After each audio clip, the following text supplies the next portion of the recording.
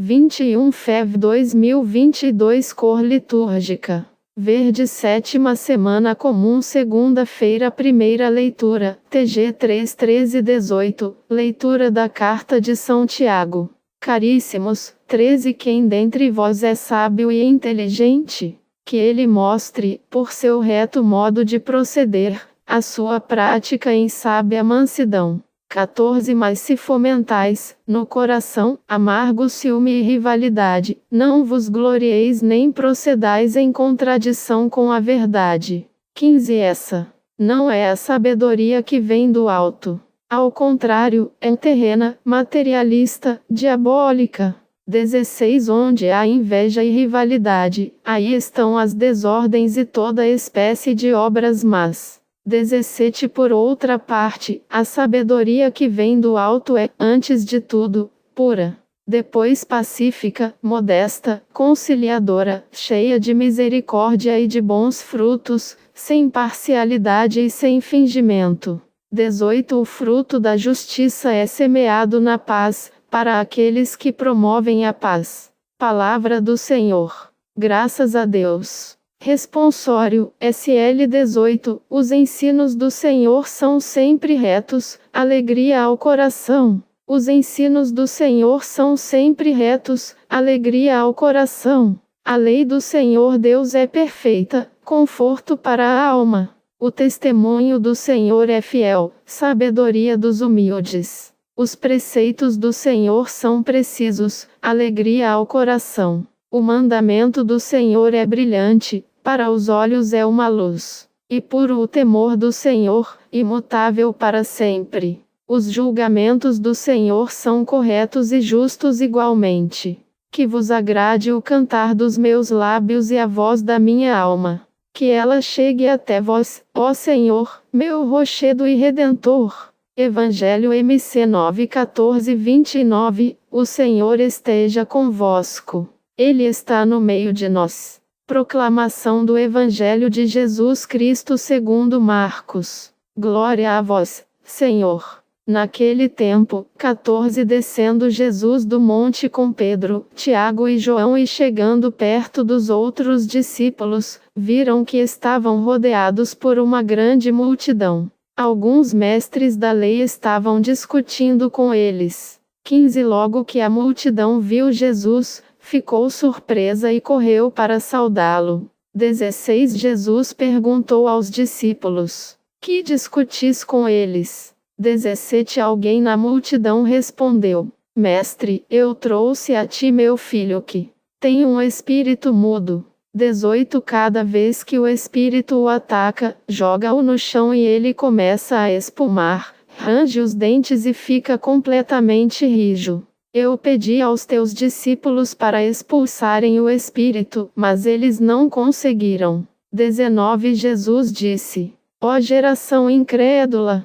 Até quando estarei convosco? Até quando terei de suportar-vos? Trazei aqui o menino. 20 E levaram-lhe o menino. Quando o espírito viu Jesus, sacudiu violentamente o menino, que caiu no chão e começou a rolar e a espumar pela boca. 21 Jesus perguntou ao pai: Desde quando ele está assim? O pai respondeu: Desde criança. 22 E muitas vezes, o espírito já o lançou no fogo e na água para matá-lo. Se podes fazer alguma coisa, tem piedade de nós e ajuda-nos. 23 Jesus disse: Se podes, tudo é possível para quem tem fé. 24 O pai do menino disse em alta voz: Eu tenho fé, mas ajuda a minha falta de fé. 25 Jesus viu que a multidão acorria para junto dele. Então ordenou ao espírito impuro: Espírito mudo e surdo, eu te ordeno que saias do menino e nunca mais entres nele. 26 O espírito sacudiu o menino com violência, deu um grito e saiu. O menino ficou como morto, e por isso todos diziam: Ele morreu. 27 Mas Jesus pegou a mão do menino, levantou-o e o menino ficou de pé. 28 Depois que Jesus entrou em casa, os discípulos lhe perguntaram a sós: Por que nós não conseguimos expulsar o espírito? 29 Jesus respondeu: essa espécie de demônios não pode ser expulsa de nenhum modo, a não ser pela oração. Palavra da salvação. Glória a vós, Senhor. 21 Fev 2022 acolhe a mensagem do Evangelho em seu coração logo que a multidão viu Jesus, ficou surpresa e correu para saudá-lo. Jesus perguntou aos discípulos: que discutis com eles? Alguém na multidão respondeu: Mestre, eu trouxe a ti meu filho que tem um espírito mudo. Cada vez que o espírito o ataca, joga-o no chão e ele começa a espumar, range os dentes e fica completamente rijo. Eu pedi aos teus discípulos para expulsarem o espírito, mas eles não conseguiram. Marcos 9, 15, 18. A pergunta de Jesus: o que discutis com eles? Jesus sabe muito bem o que eles discutem na sua ausência. Jesus sabe muito bem o que os discípulos são capazes de fazer quando ele não está presente. Brigam, disputam lugar, querem saber quem é o maior. Jesus já havia experimentado isso. Ao longo do caminho, eles discutiam quem era o maior entre eles. Enquanto essas discussões banais acontecem no meio dos discípulos, o mal cresce e domina o coração dos homens. Quem dera se nós nos dessemos conta disso e parássemos um pouco de discutir por besteiras, por coisas banais e nos ocupássemos mais do anúncio do Evangelho.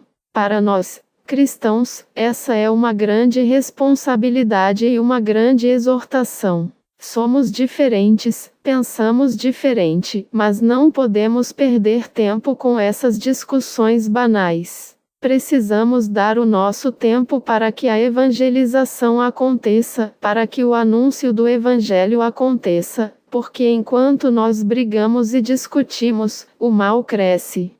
Sem aderir a Cristo, nunca vai existir eficácia na nossa missão de anúncio do Evangelho. O espírito que ataca esse menino é o espírito mudo. Enquanto se discute por banalidade, o filho é possuído pelo espírito mudo. Quando se deixa a pregação do Evangelho, o mal aprisiona os filhos de Deus em conflitos em todas as áreas: psicológica, neurológica, espiritual, corporal. O mal pode causar um dano espiritual, quem sabe, a partir de uma ferida emocional, uma ferida afetiva. Ele pode se inserir numa área da nossa vida, a partir de outra, porque somos integrados. Repito. Enquanto nos ocupamos dessas discussões banais, o mal pode afetar o coração dos filhos de Deus e possuir o coração dos filhos de Deus. Os efeitos na vida da pessoa, os efeitos do mal, veja. Joga o menino no chão, ou seja, tira a pessoa do prumo da sua vida. Espumar, isto é, a pessoa perde o controle das suas emoções. Range. Os dentes, a raiva, a agressividade, a rigidez, a perda da sensibilidade e da ternura, a pessoa se desfigura na sua identidade. Enquanto os discípulos, enquanto eu e você nós estamos brigando e discutindo por coisas tão banais. Os discípulos não conseguiram expulsar aquele espírito. Eles não conseguem porque não se dão conta de que eles possuem aquele espírito mau, o espírito mudo, porque, enquanto os discípulos estão preocupados e ocupados com as discussões deles, eles calam o anúncio do Evangelho. São os discípulos que estão atormentados por aquele espírito mudo. E não dá para servir a dois senhores. Sem aderir a Cristo, nunca vai existir eficácia na nossa missão de anúncio do Evangelho. Precisamos acolher Cristo na sua totalidade, a mensagem do Evangelho na sua totalidade, deixarmos as diferenças de lado e nos ocuparmos verdadeiramente do anúncio do Evangelho. Sobre todos vós, a bênção do Deus Todo-Poderoso, Pai, Filho e Espírito Santo. Amém. Padre Donizete Ferreira, sacerdote da comunidade Canção Nova.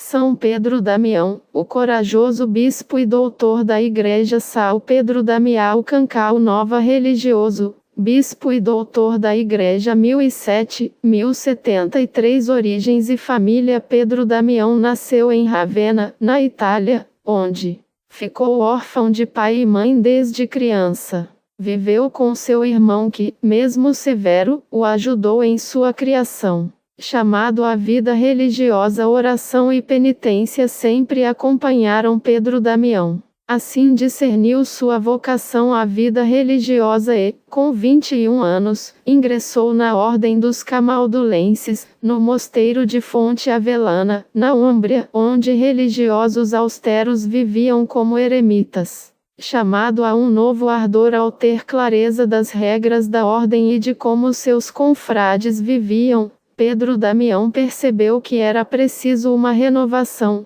um chamado mais radical e fiel às inspirações iniciais do seu mosteiro. Essa renovação precisava começar por ele. Ao se abrir à ação do Espírito Santo e ser obediente às regras, outros irmãos foram atraídos pelo novo ardor de Pedro Damião e ajudaram-no na difícil tarefa de reformar e fundar outros mosteiros. Dessa forma, contribuíram com o crescimento da Ordem dos Camaldulenses. Conselheiro papal, capacidade de exortação muito inteligente e zeloso pela santidade, São Pedro Damião foi convidado pelo Papa Estevão IX, em 1057, a se tornar cardeal. Depois de muito relutar, aceitou mais esse chamado de Deus. Assim como ele havia ajudado sua ordem a se manter fiel, seu chamado agora era alargado para o coração da Igreja.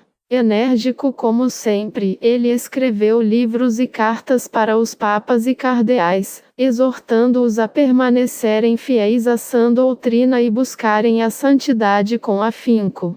Veneração. Pedro Damião foi canonizado e feito doutor da Igreja pelo Papa Leão XII em 1828. Seu corpo já mudou de lugar 6 vezes e, desde 1898, está numa capela dedicada a ele na Catedral de Faenza. Camaldulenses. No Brasil, a ordem religiosa, que existe há mais de um milênio, está presente na Itália, Índia, Tanzânia e também no Brasil. A convite do bispo diocesano de Mogi das Cruzes, SP, os camaldulenses chegam no Brasil em 1985.